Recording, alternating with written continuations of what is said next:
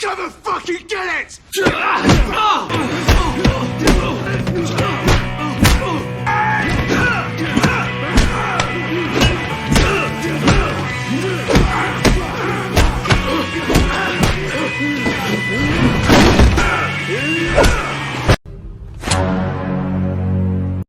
Hai para Sundaners, kumakabarna damang sadayana dengan saya si Otong kembali lagi di channel Ningali Film. Di episode kali ini kita akan mencoba memberikan sebuah film action lagi. Film ini adalah sequel dari film sebelumnya yang berjudul The Debt Collector. Bagi yang belum nonton, linknya ada di deskripsi biar kalian tidak kebingungan ketika menonton film selanjutnya. Untuk teman-teman yang suka dengan konten di channel ini, jangan lupa subscribe dan nyalakan lonceng notifikasinya. Dengan begitu, kalian tidak akan ketinggalan dengan video terbaru di channel ini. Dan tidak usah berlama-lama lagi, mari kita mulai ceritanya.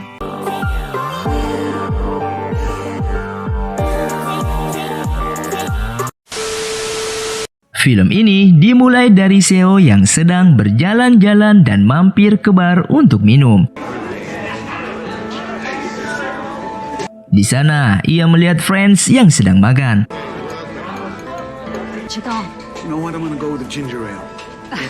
Namun keributan terjadi di bar tempat Friends bekerja tersebut. Get outside now! Fuck off, Harry Styles! Friends berniat mengusir mereka agar ribut di luar saja. Jangan berkelahi di dalam bar karena tidak terima ditegur. Para preman itu malah marah dan ingin menghajar Friends. Friends yang emosi pun langsung menghajar mereka semua.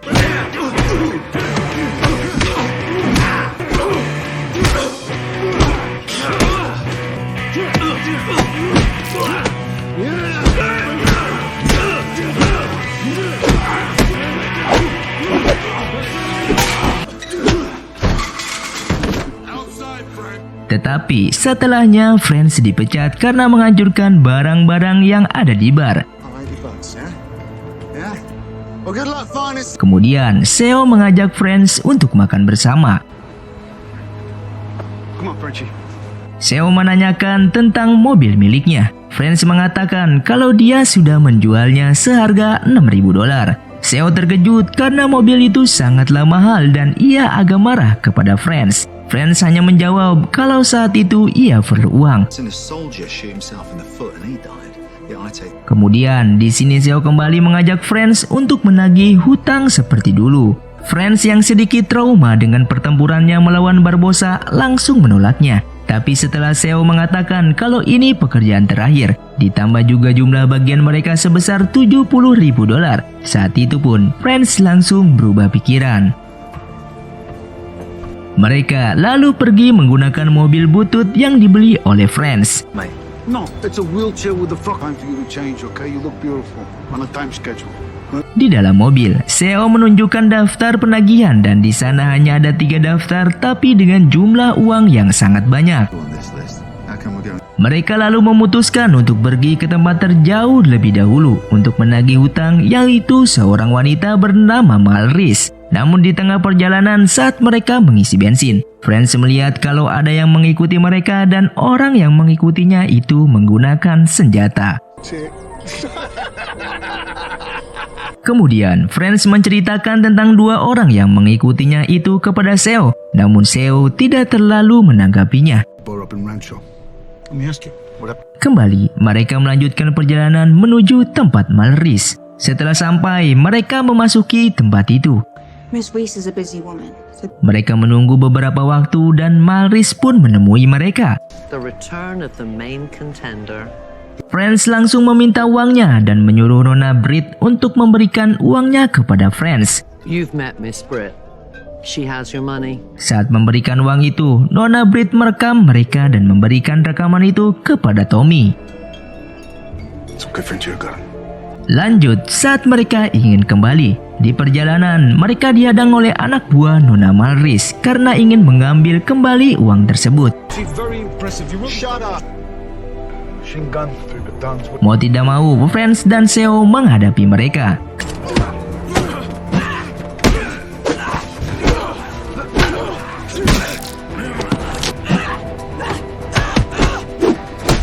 Kemudian 4 anak buah Nona Malris pun dikalahin dengan mudah. Namun Seo terluka di bagian telinga terkena bentungan.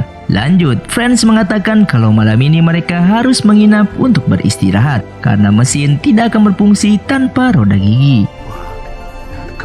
Jesus Christ. Pada malam harinya, saat Seo sedang istirahat, ia menelpon Tommy dan bertanya kalau ada 2 orang yang bersaudara yang menggunakan senjata mengikuti mereka. Tommy mengatakan kalau 2 bersaudara itu mengikuti mereka agar Friends dan Seo tidak kabur dengan uang tersebut. Setelah itu, Friends datang membawakan minuman untuk Seo, namun Seo menolak karena ia sudah lama tidak minum alkohol. Thank you, French. Nice gesture. Friends lalu kembali ke kamarnya untuk beristirahat. Dan keesokan harinya, mereka melanjutkan perjalanan menuju klub tinju untuk menagih hutang kepada Esteban Madrid. Let's kick back a little bit, yeah? Wait till the Saat sampai di depan klub, mereka beristirahat sebentar untuk minum kopi. Setelah itu, mereka masuk ke klub tinju dan mencari Esteban Madrid. Anak buahnya mengantarkan mereka berdua ke ruangan Esteban Madrid. Friends selalu menagih hutangnya, akan tetapi Madrid mengatakan uang itu adalah sponsor untuk petinjunya. Jadi dia tidak akan membayarnya. Kemudian Madrid memanggil petinjunya dan menyuruh mereka untuk mengalahkannya. Dan Friends menyuruh Seo untuk melawan petinju itu dan mereka pun bertarung. I guess it's you. I'm gonna take some. After I win, I'm gonna take that fucker. Doesn't this go against your new pacifist?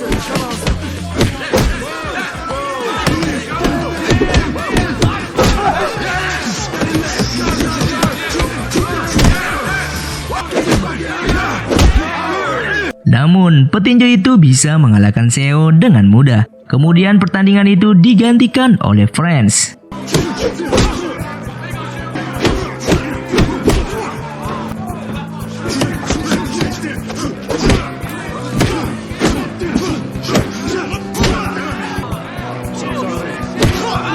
Pertarungan itu Friends berhasil mematahkan tangan petinju itu dan teman-temannya langsung mengeroyok Friends. Setelah itu, Madrid mengambil senjata, namun Seo berhasil merebutnya dan menodongkannya ke arah anak buah Madrid. Seo lalu memaksa Madrid untuk membayar hutangnya. Dengan sedih, Madrid terpaksa memberikan uang tersebut. Setelah mendapatkan uangnya, mereka langsung keluar meninggalkan tempat itu. Kemudian mereka mampir untuk makan dan 2 orang bersaudara yang dari tadi mengikuti mereka juga masuk ke sana. Yang ternyata mereka berdua adalah anak buah Molly, adiknya Barbosa. Kemudian Seo lalu keluar dan dia pergi ke telepon umum untuk menelpon Tommy. Yang ternyata Tommy disandra oleh Molly dan utang yang mereka tagih itu sebenarnya milik Barbosa. It's the big fight. And your boy Tommy. Di sini sedikit flashback saat Tommy pergi ke kantornya. Ternyata di sana sudah ada Molly untuk menunggunya. Molly mengetahui kalau Tommy membohonginya dengan mengatakan kalau Friends dan Seo juga terbunuh saat pertempuran saat itu. Kemudian Molly mengatakan kalau tewasnya Barbosa, ia meninggalkan tagihan besar dan akan memanfaatkannya Friends dan Seo untuk menagihnya. Molly memberikan waktu 48 jam kepada Tommy. Jadi sebenarnya Tommy mengatakan kalau Friends dan Seo yang telah membunuh Barbosa, padahal yang membunuh Barbosa adalah Tommy. Tommy mengatakan kalau Friends dan Seo juga ikut terbunuh di pertempuran tersebut. Cold-blooded, Phyllis. That's not a wise choice of words, Tommy. Molly ingin membalaskan dendam kematian Barbosa untuk memanfaatkan Friends dan Seo untuk menagih hutangnya. Before he was killed. Tabs, I can't be a soldier. Kemudian kembali ke Friends dan Seo. Di perjalanan, Friends menanyakan siapa sebenarnya Molly ini. Namun Seo tidak menjawabnya. Dia hanya mengatakan satu target lagi dan pekerjaan kita akan selesai. Dan mereka akan menyerahkan uangnya kepada Tommy. Kemudian mereka sampai ke tempat Skinner. Di depan mereka melihat 3 orang memakai Harley Davidson. Mereka mengira kalau yang dihadapi adalah geng motor. Tapi ternyata mereka salah. Ketiga orang itu hanyalah teman-teman Skinner. Lalu 3 orang itu pergi dari sana dan ini adalah saat yang tepat untuk menagih hutang. Kemudian mereka memasuki tempat itu dan Friends membawa senjata. Di dalam mereka bertemu anak buah Skinner yang sedang bekerja. Franz lalu bertanya dengan nada kasar, di mana Skinner. Kemudian anak buah Skinner itu pun marah. Namun Skinner datang dan menyuruh anak buahnya untuk beristirahat. Di sini Skinner sudah tahu kalau mereka berdua akan mampir dan Franz langsung meminta uang darinya. Tetapi Skinner tidak mau memberikan uang itu karena Barbosa sudah tewas. Ia menganggapnya semua hutangnya sudah lunas. Kemudian Skinner mencaci mereka hingga Franz muak mendengarnya dan langsung menodongkan senjata ke arah Skinner. Namun Skinner tidak takut dengan ancaman Franz. Saat itu juga Seo langsung memukul Skinner hingga ia tergeletak. Kemudian Skinner yang agak takut langsung menyuruh anak buahnya untuk mengambilkan tas yang berisi uang tersebut. Namun anak buah Skinner itu malah lari dengan uang tersebut. Mengetahui itu, Franz langsung mengejarnya. Saat menghentikannya, Franz langsung memukulinya dan mengambil tas itu. Jesus Christ. What was that, acrobatics? Kemudian dia kembali ke tempat Skinner. Seo mengatakan kalau mereka harus menyerahkan uang itu kepada Molly. Skinner yang mendengar itu mengatakan kalau Molly mengambil alih pinjaman. Mereka berdua akan dapat. Mendengar hal itu, Franz meminta penjelasan kepada Seo. Seo menjelaskan kalau Tommy menghubunginya dan mengatakan kalau ada gangster yang ingin membunuhnya. Kemudian Tommy menyuruhnya mengumpulkan 3 tagihan dalam waktu 2 hari bersama Franz. Kembali ke Seo yang teringat kalau Tommy pernah menyelamatkan nyawanya. Ia berjanji akan menjaga Tommy. Setelah mendengar semua itu, Franz berpikir kalau mereka menyerahkan uang itu mereka akan mati. Franz mengusulkan mereka harus kabur dengan membagi uang tersebut. Namun Seo bersikeras ingin menyelamatkan Tommy dari Molly. Tetapi Franz bersikeras akan tetap membawa setengah uang tersebut. Dan terjadilah pertarungan di antara mereka berdua. Awalnya pertarungan itu tidak serius dan sampai akhirnya menjadi berdarah-darah.